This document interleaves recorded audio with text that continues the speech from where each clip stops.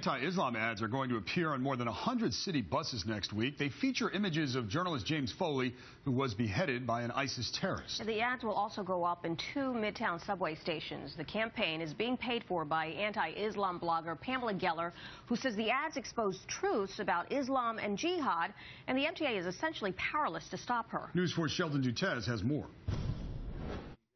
This is an ad featuring James Foley moments before his beheading under the title Yesterday's Modern Headline.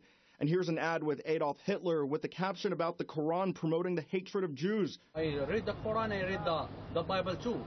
The Quran never said that. Never say you must give the Jewish or Christian like a peace. You can't fight with them.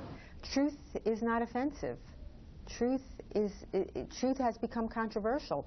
Truth is the new hate speech. Pamela Geller is the founder of the American Freedom Defense Initiative.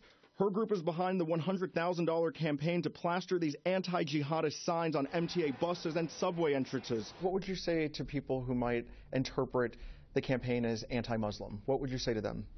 Well, there is no Muslim in my campaign. I don't believe we have to pat on the back every Muslim that doesn't want to kill us. We expect that. But clearly there's a problem in Islam, and we must be able to talk about it. The Council on American Islamic Relations denounces AFDI's efforts to include Muslim Americans and extremist groups into the same category. I've never met a Muslim in America, whether extremely left or extremely right, who has said anything positive about ISIS. You know, I mean, we all think they're a terrorist organization that is undermining the perception of what Islam really stands for. The AFDI ads will start showing up around Manhattan in the next week or so. I don't want none of that hatred going around my kids. And the MTA says it has to run the AFDI campaign because of a previous court ruling, but the authority has rejected one of the group's ads that claimed killing Jews were part of Muslim worship. Sabila and David, back to you. All right, Sheldon, thanks so much. Well, coming up...